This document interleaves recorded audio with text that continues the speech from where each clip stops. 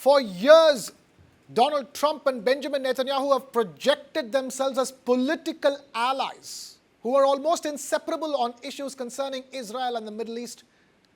But a new report now suggests one of the most consequential relationships in global politics may be under severe strain.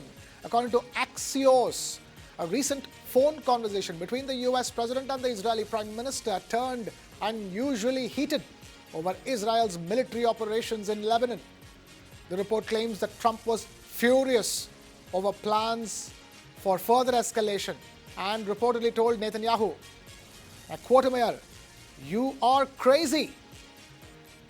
And then, even more strikingly, Trump said, and I quote him again, "You'd be in prison if it weren't for me. I'm saving you.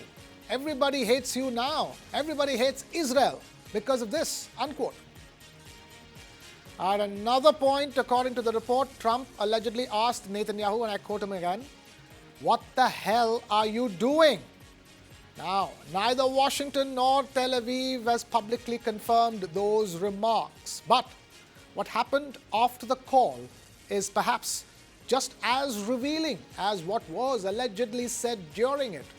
Because both leaders came out describing the same conversation in dramatically different ways.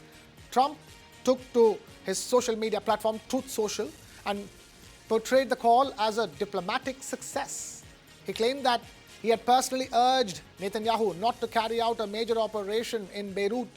He said Israeli troops had been turned back, and he publicly thanked Netanyahu for showing restraint. Trump also suggested that understandings had been reached to prevent further escalation between Israel and Hezbollah.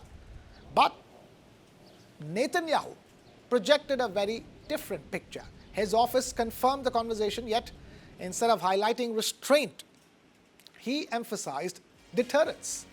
Netanyahu said he had made it clear that if attacks on northern Israel continued, Israel reserved the right to strike targets in Beirut.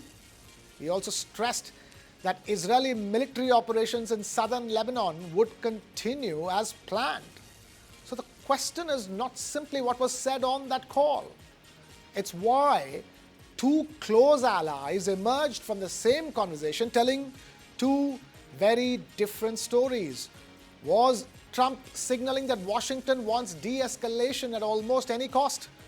Is Netanyahu signaling that Israeli security decisions will not be dictated from abroad? And could this reported disagreement complicate broader efforts to keep Lebanon from becoming the next major front in the region and preserve fragile diplomatic engagements involving Iran? A heated phone call, two conflicting versions of events, and growing questions over whether one of the world's most important strategic partnerships is entering a more turbulent phase. We have Major General Sudhakar Ji, defense and geopolitical expert, now joining us. We also have Professor Swaran Singh, SIS JNU, joining us. Professor Swaran Singh, I'm going to come to you quickly, but before that, first thoughts, Major General Sudhakar Ji. The front in Lebanon has always been a major bone of contention for Iran when it comes to arriving at even that ceasefire, or for that matter, a complete peace deal. And it looks like after that phone conversations, it is nothing but the gulf of thought between Trump and Netanyahu that lays bare and exposed. Yeah, Krishna, good afternoon. Thank you for getting me for your show, and my warm greetings to very accomplished Professor Sarwan Saab. Yes, it appears so, but we all know that it's a non-NATO strategic ally of US. So this kind of transactional behavior will be there, and Donald Trump is coming under intense and acute pressure as the midterm elections are getting closer, and there is no tangible and substantive takeaway from the ongoing ceasefire or the peace talks, and nor are they going to happen. As per my assessment, Iran actually has achieved a masterstroke by combining the Lebanon issue as part of an integral part of the ongoing peace talk. Because technically speaking and militarily speaking, if I give my views, you see, an objective which is 22 or 2000 kilometers away cannot be considered as a contiguous part of a conflict zone. It is far off. It's a different issue that it's a proxy, it's a very important and formidable proxy of Iran. Iran actually has played a game in this and thereby kept it alive for consideration as far as the peace talks are concerned. For Netanyahu, this is a do or die kind of a situation.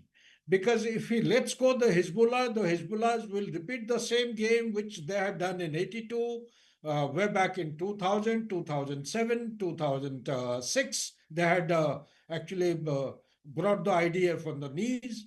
So likewise, there will be a number of instances. They will keep invading into the northern part of Israel, keep dislocating, keep attacking the civil population. As it is, good number of them are still relocated. They are displaced, large number of them.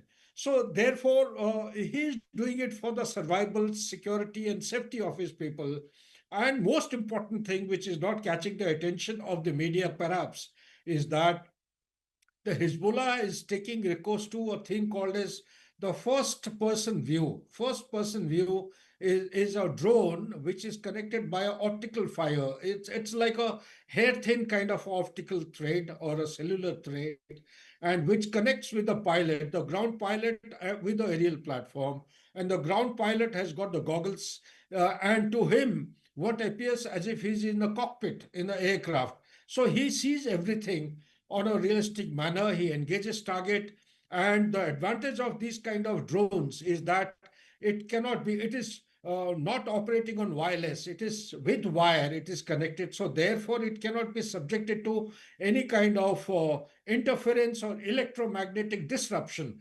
Therefore, this particular mechanism or the platform which Hezbollah has been of late using is actually catching the idea for the Israeli soldiers off guard, and has been creating a lot of destruction and devastation on the Israeli army. This has not gone down too well. This is an insider truth I'm sharing through your channel, and they want to capture this, and they are disappearing into the crowd. It is very difficult to capture these two men or three men of Hezbollah who are operating this first person view drones. And in the bargain, now what has happened? The stakes have gone up after they have gone back to the fort which they had left it way back in 1982. That is the Beaufort.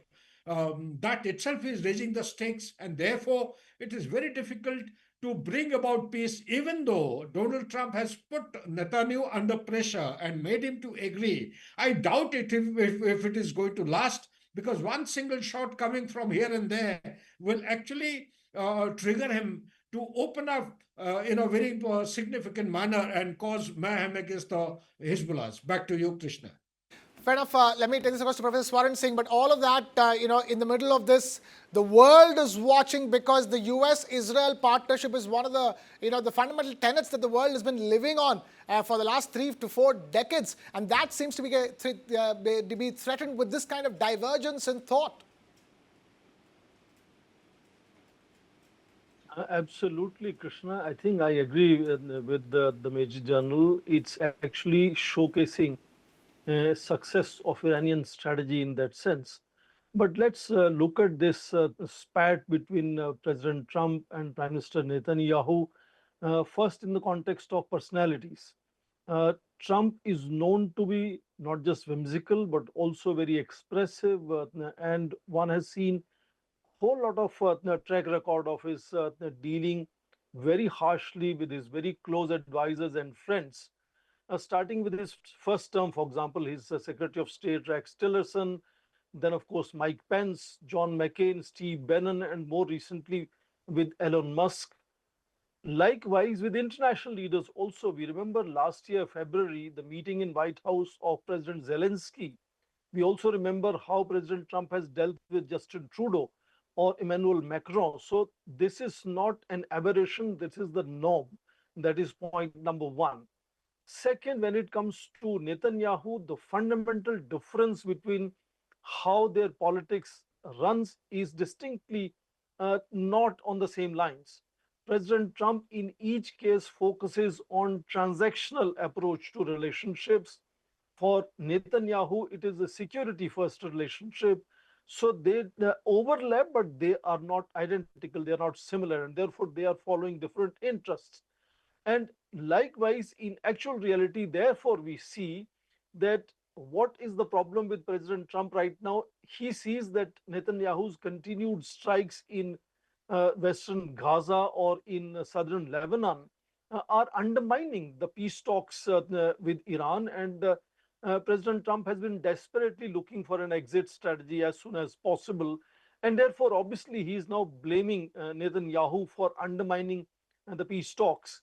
But that is the same reality. For example, even on Gaza, President Trump was very keen to find an early ceasefire and was focusing more on reconstruction. And he set up the Board of Peace and so on, wanted 5 countries to voluntarily send forces for international stabilization force. But IDF is continuously expanding in Gaza, and therefore Netanyahu openly said they want to control 70% of Gaza, which could potentially include even Gaza city. Same was truth with Houthis. President Trump had stopped his military strikes, but Netanyahu continued to constantly go ahead. And likewise now, when President Trump is hosting, US is hosting peace talks between Israel and Lebanon tomorrow and day after in United States.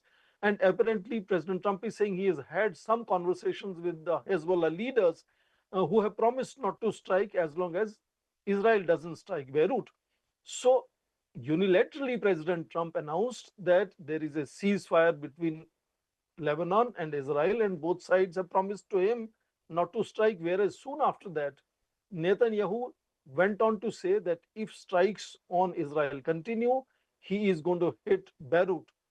And that is where I think constant pushing and edging to confrontation and defiance of President Trump is what has landed Netanyahu in such a difficult situation where an open spat has resulted. I remember in 2020 also, when Joe Biden had won elections and Trump was very angry with the outcome of elections, Netanyahu was first to congratulate Joe Biden, and President Trump had openly called him disloyal at that time. So it's not the first time, even between Netanyahu and Trump, that they have had similar harsh language coming from President Trump to describe Netanyahu's character. And of course, now things are much worse. And President Trump has even gone to the extent that, Netanyahu has a corruption investigation and trial against him. He could go to jail, and the whole disruption in the region is because of him. Whole lot of bad mouthing has happened, apparently, as reported in the media. We trust the media is reporting what happened actually on the ground. Now, as you said, on social truth, President Trump decided to say that they had a successful, a very productive call, as he said on his social truth media. So this, I think, is reflecting the anxiety, frustration that President Trump is facing, despite repeatedly saying that the peace talks are going on, and that the peace deal is going to happen within weeks, next week, and so on. And leaders from Tehran are saying that we are not even talking of a peace deal. We are simply talking of 60 days of ceasefire as of now. And no conversation has taken place on whether they will open Strait of Hormuz or they will not have nuclear weapons.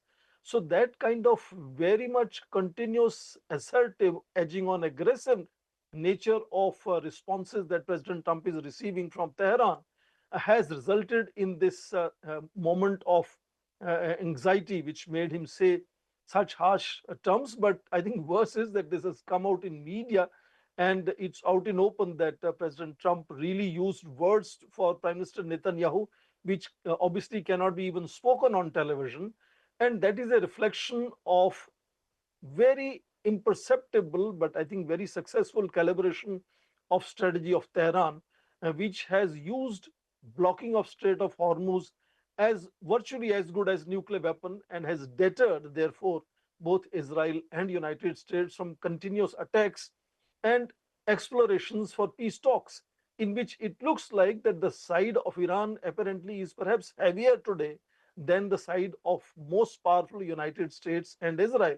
So it's a very, very strange situation. And I think apparently now Iran is going to ask for terms. And decide that they will come to ceasefire Right. or peace deal only on Iranian terms, which is very unusual ending of the conflict that started.